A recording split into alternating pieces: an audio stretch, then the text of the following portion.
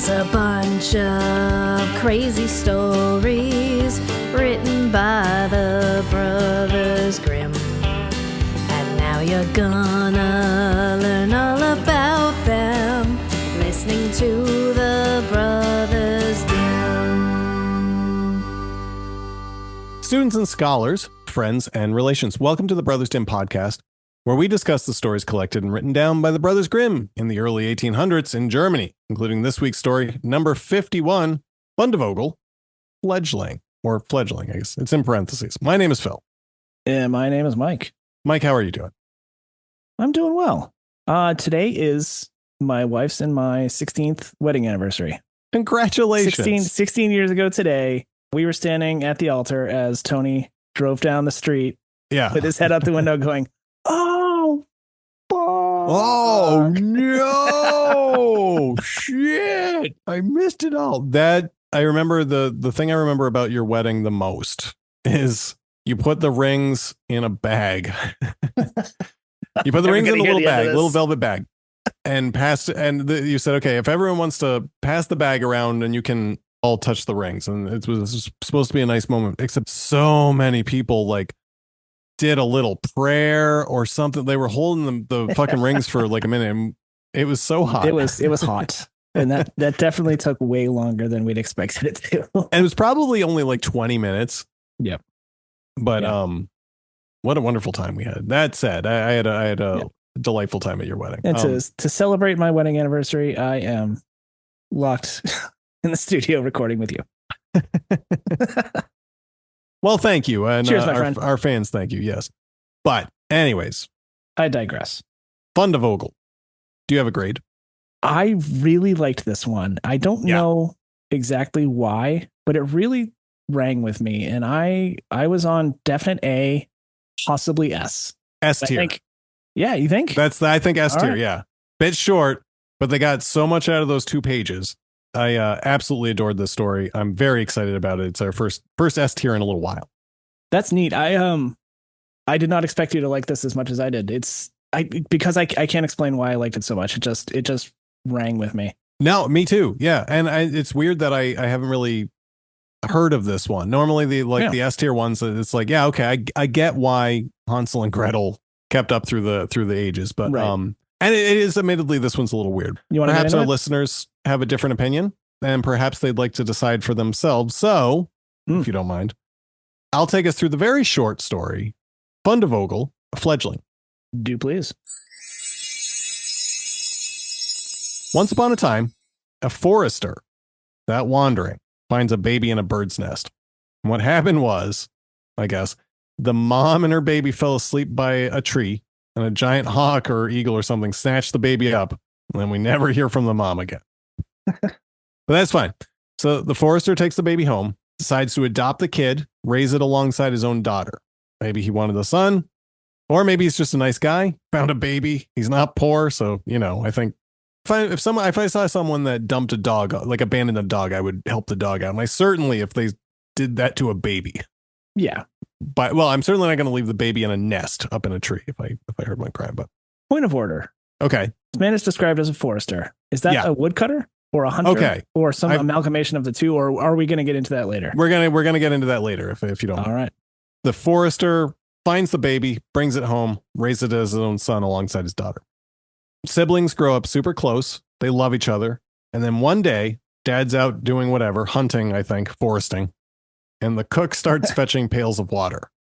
This lady cook, and the sister, Lina, asks what she's doing. And the cook says, okay, so don't tell anybody, but I'm going to get this water over a fire.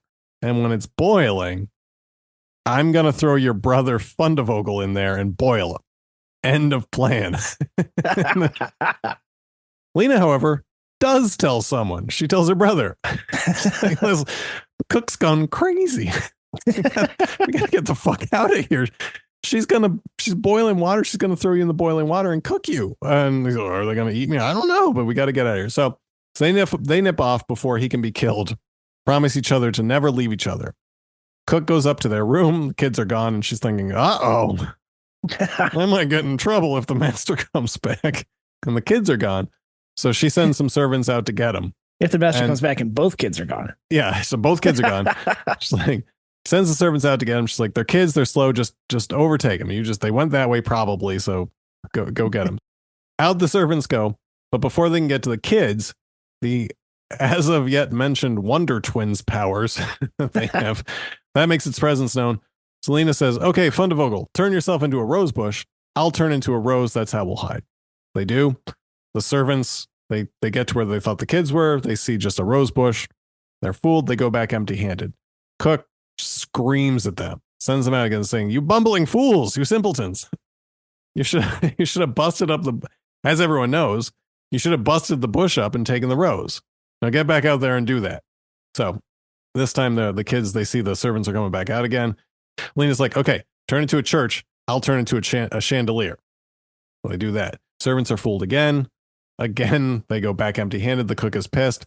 It's this final time she goes out with them, waddling after the servants, as they say. This time, foreshadowing, yeah. Fundevogel this time turns into a pond, and Lena turns into a duck, per Lena's wishes. Cook is like, that's fine. I'll just drink you up, Fundevogel. But before she can do that, Lena, as the duck, grabs her head, holds it under the water until the old cook drowns, and she dies. And then the kids go home, and we're heartily delighted. And if they're not dead, they're living still. The end. It's so sweet. It really is. It's just like, really sweet. It's not many words, but just the way, just the very few words that portray Lena and Fundevogel's little love for each other is just. Yeah. And something, we talk about a lot in these stories is lack of agency, but the girl Lena in this one actually has quite a bit of agency. Right. And it was very refreshing. Like, so she's curious, she's brave, she's smart. It's all her plan, which saves her brother. And the line she says to him over and over again is also very sweet, which is just never leave me and I'll never leave you. Trust in your siblings, that's kind of going back a long way a little bit to. Yeah. But yeah, it's a running theme. Very sweet. I like this one a lot. Yeah.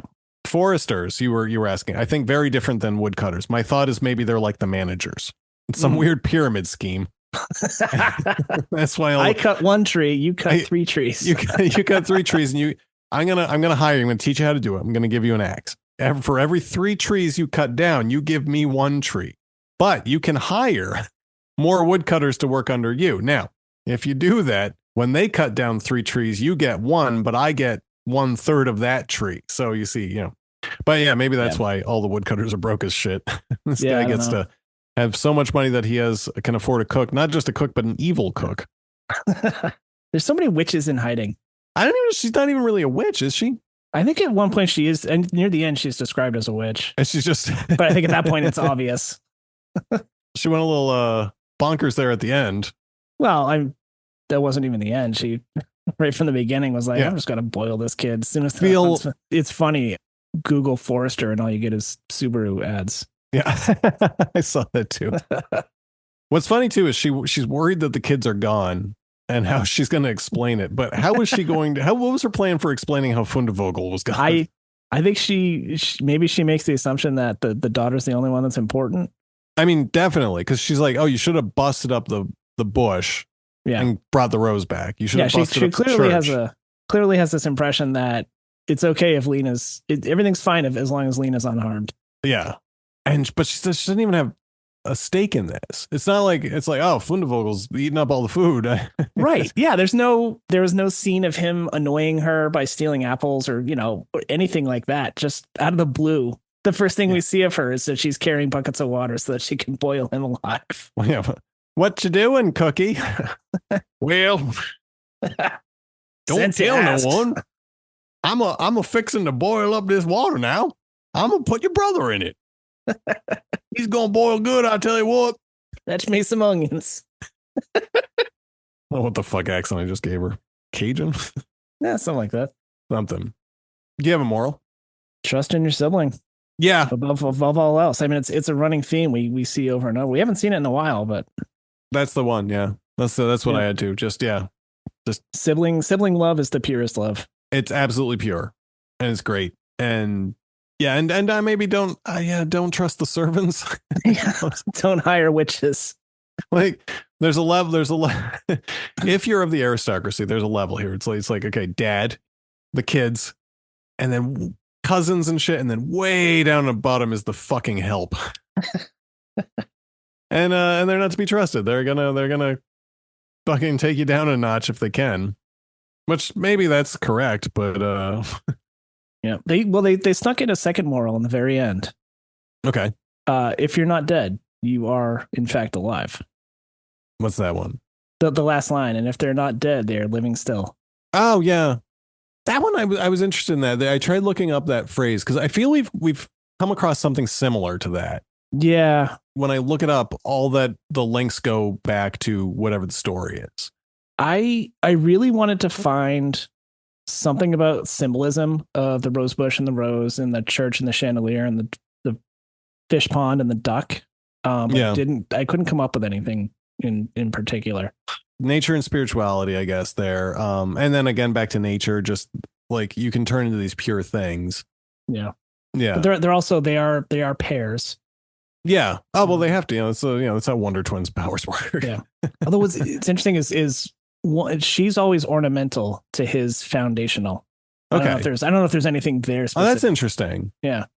Rose to the rose bush, chandelier to the church, duck to the fish pond. And maybe that's what the cook's doing, right? The kid, Fundevogel, is adopted in, but Cook's saying like it's unfair that Lena is just going to be this ornamental thing, and he's going to be the foundation of this huge foresting company or whatever he does, and that's unfair. So I'm going to take him out of the picture so that Lena can have the top job. Yeah, I don't think that, again, that's me reaching a bit. Yeah, it's a better motivation than we're given in the text. There's not a lot of pages. That's true. If I'm the dad, I think maybe I go get some new servants. Maybe, yeah. In addition to the cook. Clean house. Why are these servants taking order from the cook? Right, yeah. And why are they chasing after children? They're chasing after children. That I get. Like, it's like, okay, they're to retrieve them, yeah. Go get the kid. The master's kids are gone. Go get the kids. Okay, we'll go get them. But then like, oh, we didn't find the kids. We found a rose bush. And she's like, you fools. Then why didn't you bust up a rose bush? Or why didn't you destroy that church? And they're like, well, first of all, the church wasn't even there yesterday. I mean, also, like, you didn't tell me to go bust up a church. And I ain't seen kids that can turn into a church. That's kind of a weird one. And, this isn't Norway. We can't just go burning down churches. I'm breaking in and stealing the chandelier. Sacrilegious. And you're not even telling us why. Go burn it down yourself, you old bag. And Cook Lady is not even a stepmother. It gives her a more no strings attached evil, I suppose. Adult women are kind of turning into a coin flip between good and evil these days as we get further and further into the text. Do you have any other notes? I don't. I have an undeveloped pitch if you'd like. Shoot. Okay. I think there's a graphic novel in here somewhere. 12 chapters or so. I wish I could draw. I like the idea of kids being chased by the cook and her bumbling servants. Each chapter, whatever they escape, maybe help some woodland critters out, throw in the Brementown musicians, some other musical animals, whatever, some of the lesser known grim characters, which we have grown to love. Perhaps the straw, the coal, and the bean, mouse, bird, and sausage. But then just, close it up at the end. They kill the cook. They head on home. Maybe make the cook a witch if you want. Though I like the idea of just the cook went crazy one day and decided to kill the boy. If you wanted, you could have an arc with the hawk finding his bio mom if you want, but I'm perfectly happy with him just being happy in his adopted life. And dude, your mom died. It sucks, but I found you. So that's my pitch. Just a little short kind of romp through the forest that is Grimm's. Got an addendum. Okay. Yeah. An epilogue, if you will. Yeah. Cook's gone. Dad cleans house of all the servants, needs a new cook, finds a woman in a nearby village who's looking for a job. Turns out it's the bio mom. Wondering all this time where her baby's gone. Aww. Well, that's very and then sweet. They fall in love and get married. Okay, we want a happy ending. It's a little Shakespearean, but I'll throw a wedding at the end of this. Yeah, I'm happy with that. That's a great addendum. Your addendums are really good. Whenever I'm good for about one a quarter. Anyway, okay. S tier story. I think I loved it. It was very short, but they packed a lot in there, and I loved how bonkers it went, how quickly it went. And I loved, again, the sweetness between Lena and the brother. It was just very refreshing. So if there's nothing left to say about this story, I think we can call it. But before we do that, Mike, is there a way for anyone to contact us if they have thoughts they wish to share? Perhaps have those thoughts shared on a future episode. Absolutely. We can be reached at brothersdimpodcast@gmail.com. We are on Blue Sky at brothersdim, and we're on X, what used to be Twitter, at brothersdimpod. Reach out and hit us up. Please do. Thanks to all of our fans for listening. This has been Grimm's story number 51, Fundevogel, Fledgling. Sleep tight, and we will see you next time. See ya.